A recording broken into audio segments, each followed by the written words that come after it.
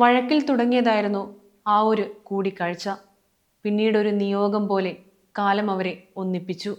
ഈ സംഭവത്തെക്കുറിച്ച് രഹന ഒരു അഭിമുഖത്തിൽ പറഞ്ഞത് ഇങ്ങനെയാണ്: ഞാൻ അന്ന് ചെയ്തിരുന്നതെല്ലാം സീരിയസ് വേഷങ്ങളായിരുന്നു. മിമിക്രി ചെയ്യുന്നവരോട് എൻ്റെ സഹോദരിക്കും ഉമ്മയ്ക്കുമൊക്കെ വലിയ ഇഷ്ടമായിരുന്നു. പക്ഷേ ഞാൻ അതൊന്നും ശ്രദ്ധിക്കാറില്ല. ഞാൻ ആകെ കണ്ടിട്ടുള്ളത് നവാസുക്കയുടെ ഒരു സീരിയൽ മാത്രമാണ്. പക്ഷേ എനിക്ക് പ്രത്യേകിച്ച് അടുപ്പമൊന്നും തോന്നിയില്ല. ആ സമയത്ത് ചങ്ങരംകുളത്ത് നവാസുക്ക ഡയറക്റ്റ് ചെയ്യുന്ന ഒരു സ്റ്റേജ് ഷോയിൽ ഡാൻസ് ചെയ്യാൻ എനിക്ക് അവസരം ലഭിച്ചു. ചേച്ചിക്ക് നവാസുക്കയെ എൻ്റെ കൂടെ വന്ന് കാണണമെന്നായി. നവാസുക്കയെ റിഹേഴ്സൽ സ്ഥലത്ത് വെച്ച് കാണാൻ പോയ ചേച്ചി നിരാശയോടെയാണ് മടങ്ങി വരുന്നത്. ഞാൻ അത് കണ്ട് കാര്യം തിരക്കിയപ്പോൾ എന്നോട് പറഞ്ഞു, ഞാൻ വിചാരിച്ചു ആൾ ഭയങ്കര തമാശക്കാരനാവുമെന്ന്.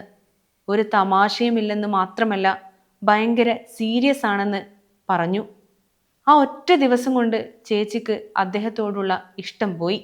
അത് നവാസുക്കയുടെ ജാടയായിരുന്നില്ല. സ്റ്റേജ് ഷോയുടെ ഡയറക്ടർ ആയതുകൊണ്ട് ആ ഒരു ഷോയുടെ എല്ലാ ഉത്തരവാദിത്വവും അദ്ദേഹത്തിൻ്റെ തലയിലായിരുന്നു. അതിൻ്റെ ടെൻഷനിലായിരുന്നു അന്ന് നവാസുക്ക. എൻ്റെ കാര്യം നേരെ തിരിച്ചായിരുന്നു. എനിക്ക് നവാസുക്കയോട് ഒരു ബഹുമാനമാണ് തോന്നിയത്. കാരണം സ്റ്റേജിലെ പോലെ ജീവിതത്തിലും കോമാളിത്തരം കാണിക്കുന്ന ഒരാളല്ലെന്നും വളരെ സീരിയസ് ആയിട്ടുള്ള വ്യക്തിയാണെന്നും കണ്ടപ്പോൾ എനിക്ക് ബഹുമാനം കലർന്ന ഒരു സ്നേഹം തോന്നി.